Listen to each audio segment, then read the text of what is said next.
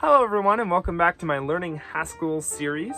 So in this series I am working my way through learning the Haskell language. This is my second video and really it's part 2 of the first video I did just because I learned so much during the first day. It was just too much to cover in one video, so I split the recording in half and here's the other half of what I learned that day. A lot of this is brand new to me. This is only my second day learning Haskell. I'm very excited to continue learning this. If you have resources to share, I'd love it. I'll be sharing 3 resources that I really enjoyed learning from in the description below this video, so be sure to check that out.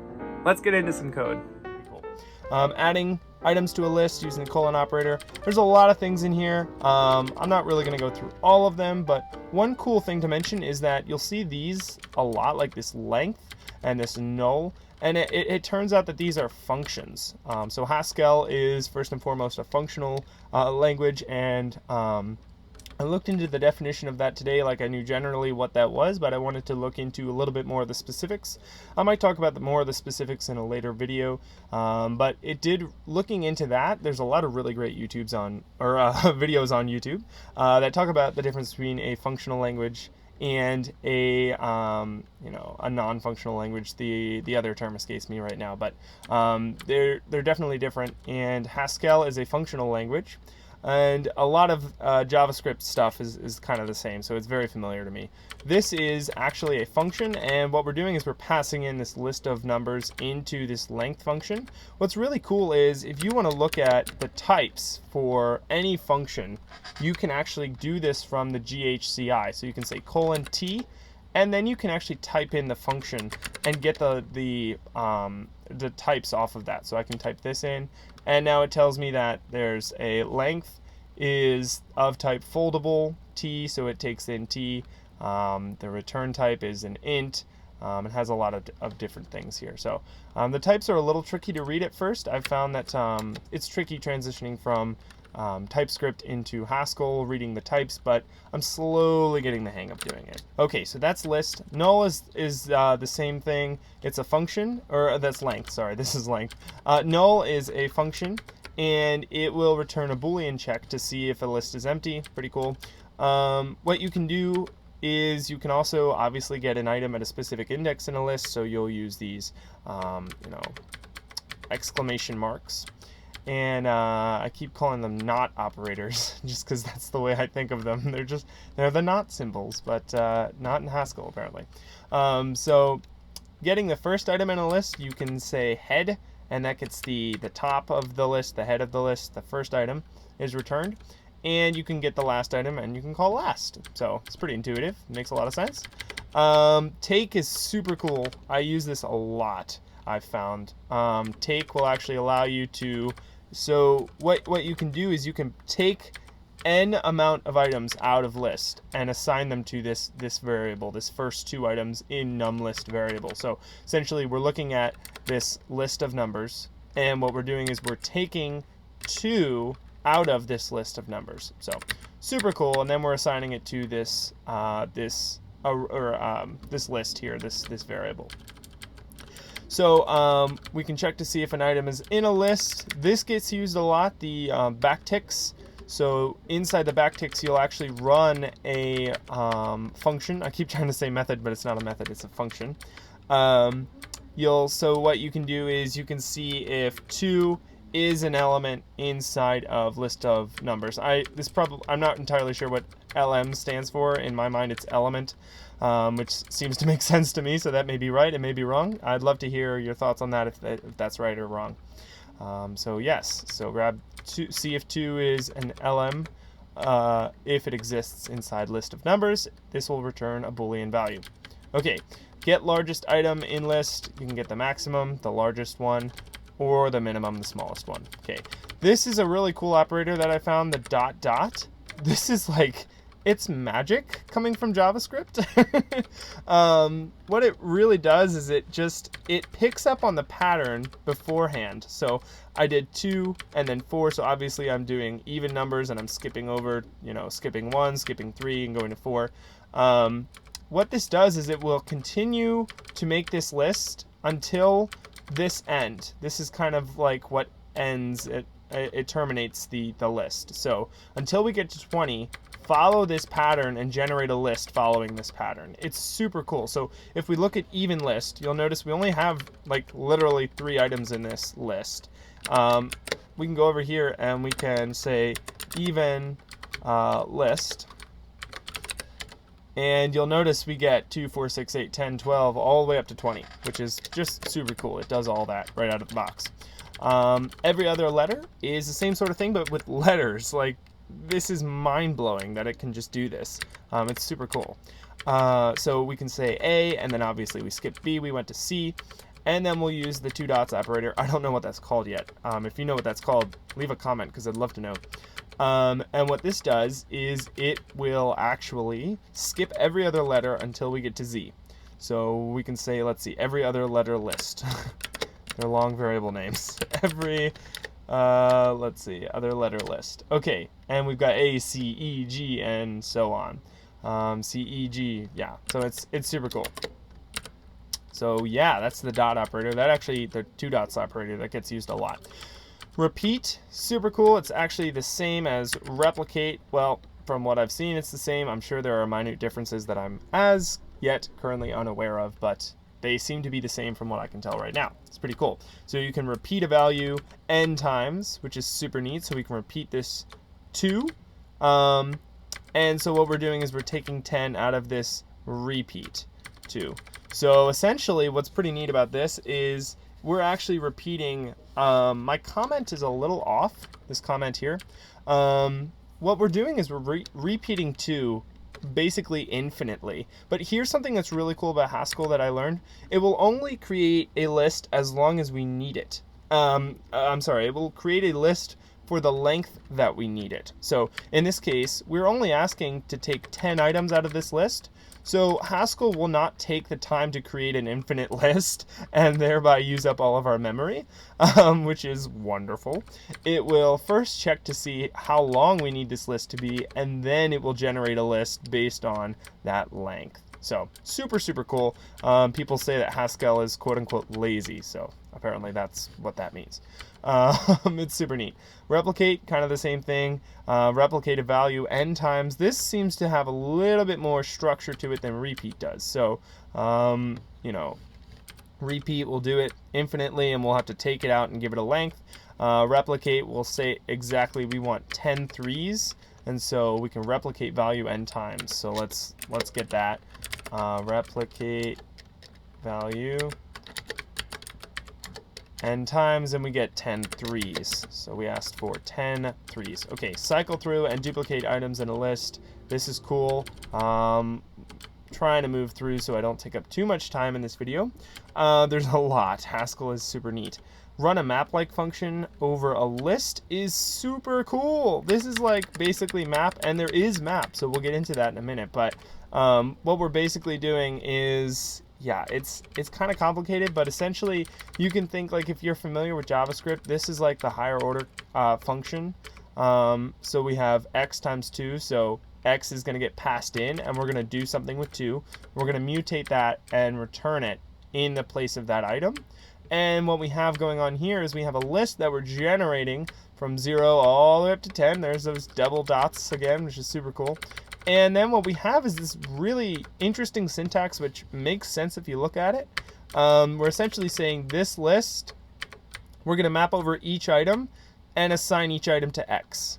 So then x, we're going to run this particular function over it and return whatever is resulted here for each index in this array. It's a little complicated. If you're not familiar with that, I'm sorry.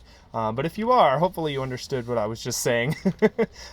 Feel free to leave a comment, you know, if you're still concerned about that. I can link you to the video where he describes this. It's wonderful the way he breaks it down. Map and filter list is the same sort of thing. It's the exact same. We're doing times 2. All this is the same. We've just added another argument here with a comma. And what we're saying is, let's take x and multiply it times 2.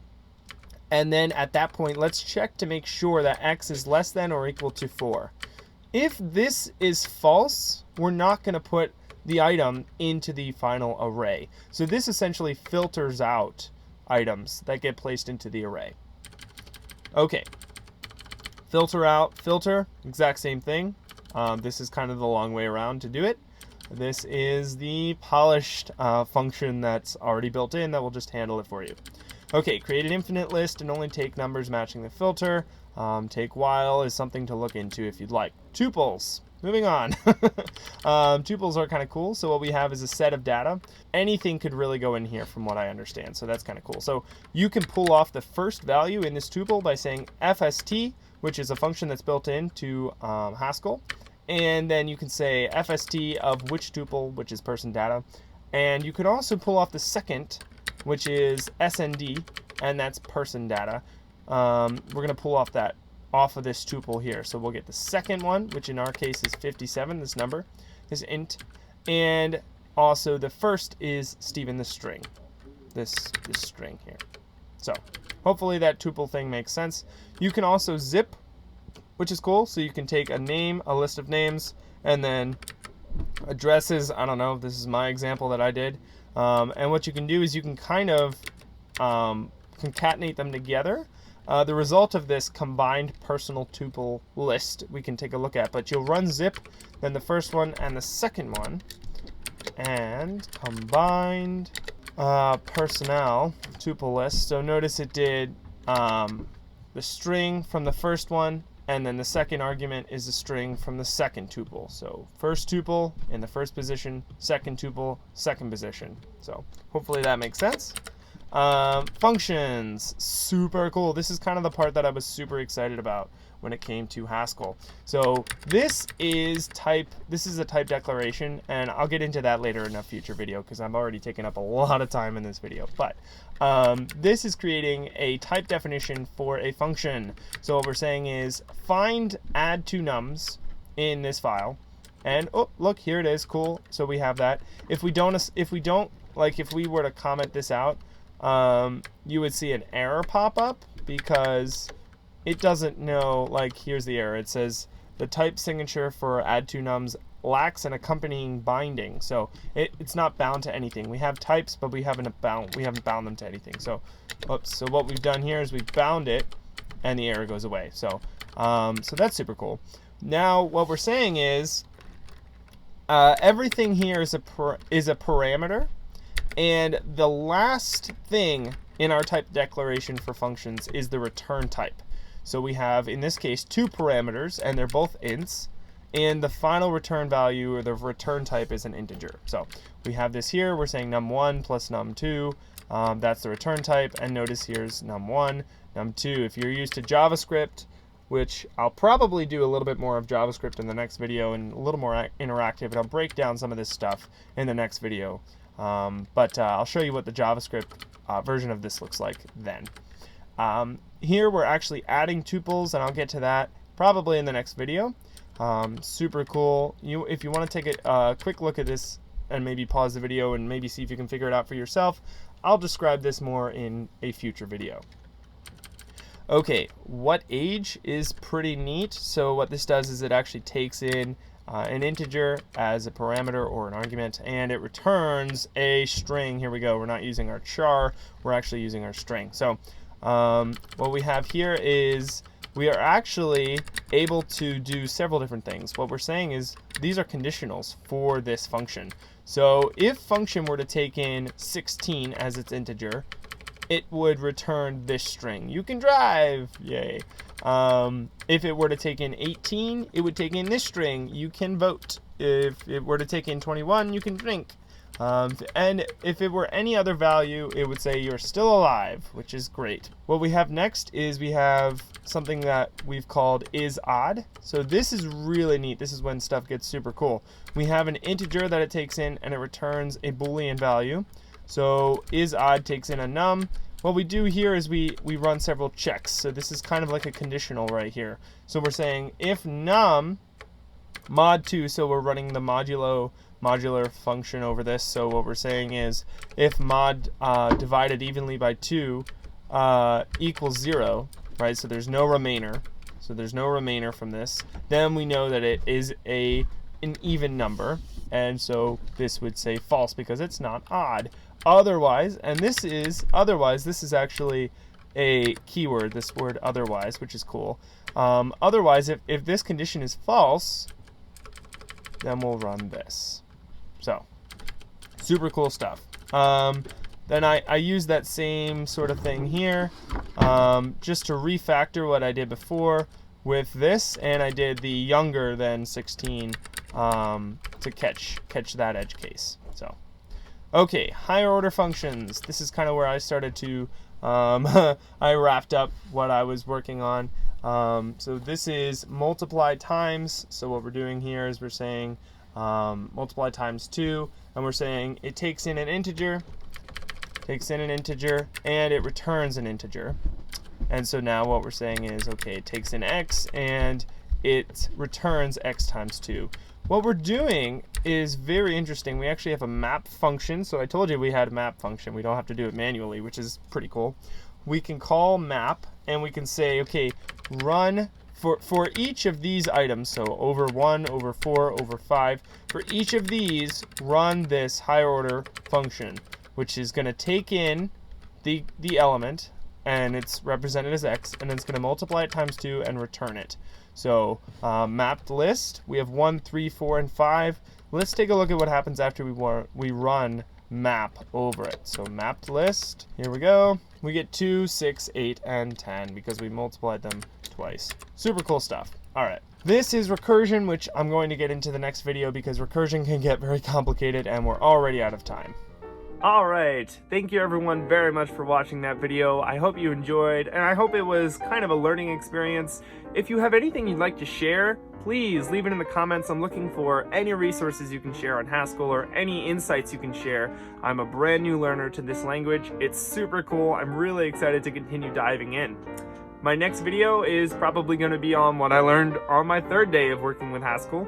Hopefully I'll learn some super cool stuff. I'm hoping to get into a little bit more advanced functional programming, maybe a little bit more advanced with the types, and maybe talk a little bit about what's happening under the surface that you don't really see as a programmer. Maybe not. We'll have to see what I learn from the resources that you guys share and the resources that I have lined up. I have 3 resources in the description of this video, so be sure to check those out if you're interested in learning Haskell and haven't done it yet.